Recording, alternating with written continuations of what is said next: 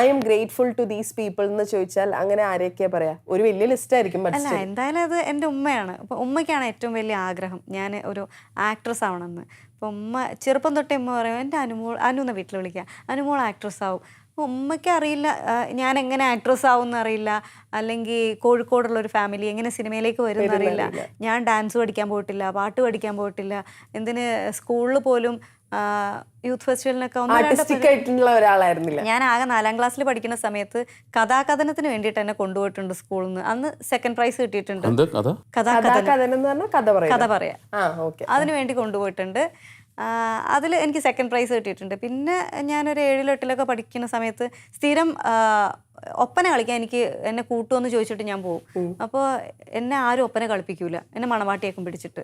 അപ്പോൾ ഇവർക്കെല്ലാം കളിക്കണം എന്നുള്ളതുകൊണ്ടാണ്. അപ്പോൾ ഞാൻ ഓക്കെ മണവാട്ടിയെങ്കിൽ മണവാട്ടി, ഒപ്പനയിൽ ജോയിൻ ചെയ്യും.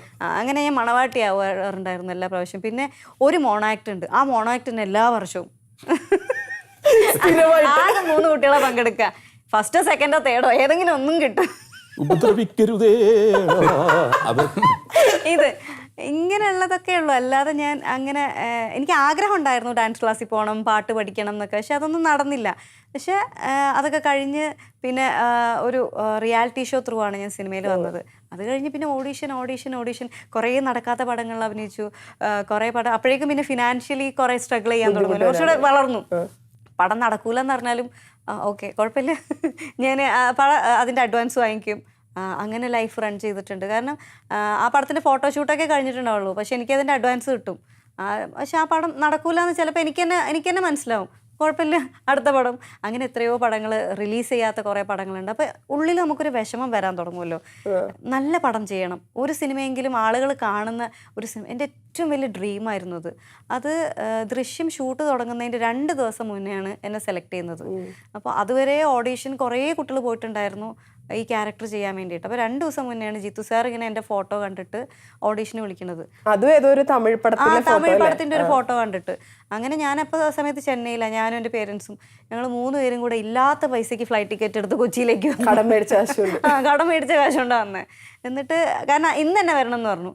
അപ്പോൾ അന്ന് ട്രെയിനിന് വന്നാൽ എത്തൂല. അങ്ങനെ കടം മേടിച്ച കാശ് കൊണ്ടാണ് 3 ഫ്ലൈറ്റ് ടിക്കറ്റ്, ആദ്യമായിട്ടാണ് 3 ഫ്ലൈറ്റ് ടിക്കറ്റൊക്കെ കാശ് മുടക്കി എടുക്കണേ. എന്നിട്ട് ഇവിടെ എത്തി സാറിൻ്റെ വീട്ടിൽ ചെന്ന് ഓഡീഷൻ കഴിഞ്ഞ് അപ്പോഴും ഞാൻ എന്നെ എടുക്കൂല എന്ന് വിചാരിക്കണേ. അപ്പോൾ ഞാൻ പോകാൻ നേരത്ത് എന്നാൽ ശരി സാർ ബായ് എന്ന് പറഞ്ഞപ്പോൾ എല്ലാം മെഷർമെൻ്റൊക്കെ കൊടുത്തിട്ട് പോകും കുട്ടിയെന്ന് പറഞ്ഞു. മെഷർമെൻറ്റ് അവൻ്റെ അടുത്തു. അപ്പോൾ എനിക്ക് താങ്ക്സ് പോലും പറയാൻ പറ്റുന്ന ഒരു അവസ്ഥയിലായിരുന്നല്ലോ. ഞാൻ അത്ഭുതപ്പെട്ട് നിൽക്കുമായിരുന്നു. പിന്നെ യാന്ത്രികമായിരുന്നു, മെഷർമെൻ്റൊക്കെ എടുത്തു. അത് കഴിഞ്ഞ് ഞങ്ങൾ തിരിച്ച് വീട്ടിലെത്തി സാധനങ്ങളൊക്കെ എടുത്ത് പിറ്റേ ദിവസം തന്നെ തൊടുപുഴയ്ക്ക് വന്നു. അപ്പോഴും സിനിമ എത്രയും വലിയ സക്സസ് ആവുന്നൊന്നും വിചാരിച്ചില്ല. എനിക്ക് എക്സൈറ്റ്മെൻറ്റ് ഉണ്ടായിരുന്നു. ലാലേട്ടൻ, മീന ചേച്ചി, വലിയൊരു ഫിലിം സ്കൂള്, അവിടെയാണ് പോയിട്ട് അഭിനയിക്കുന്നത്. അപ്പോൾ അവിടെയാണെങ്കിൽ എല്ലാം സിംഗിൾ ടേക്കാണ്, റിഹേഴ്സൽ സിംഗിൾ ടേക്ക്, അങ്ങനെയാണ് മൾട്ടി ക്യാം ഷൂട്ടുമാണ്. അപ്പോൾ അതിൻ്റെ ടെൻഷനൊക്കെ ഉണ്ടായിരുന്നു. ഒരു റിഹേഴ്സലും 10 ടേക്ക് വരുന്നില്ലേ? സിംഗിൾ ടേക്ക് അല്ലായിരുന്നു. സിംഗിൾ ടേക്ക് ആർട്ടിസ്റ്റാണ്. അങ്ങനെ ഭയങ്കര ആർട്ടിസ്റ്റ് എന്ന് പറയല്ല. അപ്പോൾ അങ്ങനെ ആ പടം കഴിഞ്ഞ് പിന്നെ അത് പെട്ടെന്ന് വലിയ സക്സസ് ആയി. പക്ഷെ അത് വലിയൊരു മാസീവ് സക്സസ് ആയതുകൊണ്ടേ മറ്റേ ആറ്റം ബോംബ് പൊട്ടിച്ചു കഴിഞ്ഞാൽ പിന്നെ അതിന്റെ മേലൊരു ബോംബ് കണ്ടുപിടിക്കണമല്ലോ. അങ്ങനെ ഒരു സാധനം പിന്നെ കിട്ടിയില്ല.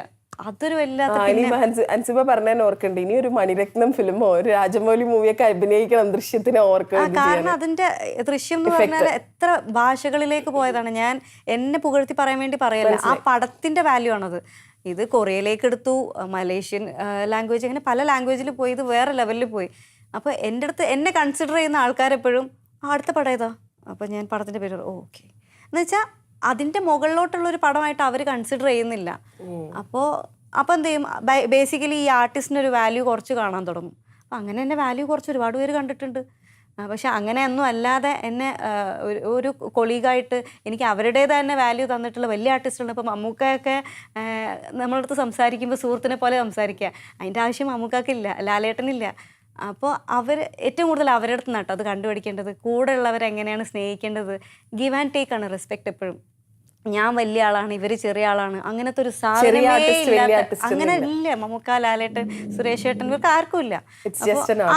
അങ്ങനെയുള്ളൂ. അപ്പോൾ എനിക്ക് ടിനിച്ചേട്ടനും അങ്ങനെ തന്നെ കേട്ടോ. അപ്പോൾ ഞാൻ പരിചയപ്പെടുന്ന സമയത്തും ടിനിച്ചേട്ടൻ എൻ്റെ അടുത്ത് ഇതുപോലെ തന്നെ ബിഹേവ് ചെയ്തിട്ടുള്ളത്, ഇപ്പോഴും അങ്ങനെ തന്നെ ബിഹേവ് ചെയ്യണത്. അപ്പോൾ അതൊരു മനുഷ്യന്റെ ക്വാളിറ്റിയാണ്. അപ്പൊ അങ്ങനെയുള്ള ആളുകളുടെ കൂടെ ഒക്കെ നിൽക്കാൻ പറ്റുക എന്നുള്ളതൊരു വലിയ ഭാഗ്യമാണ്. പിന്നെ പേരൊരു ഗുണമുണ്ട്. അൻസിബ ഹാസൻ എന്ന് പറയുമ്പോൾ തമിഴിലൊക്കെ കമൽഹാസന്റെ ആരെങ്കിലും ആണ്.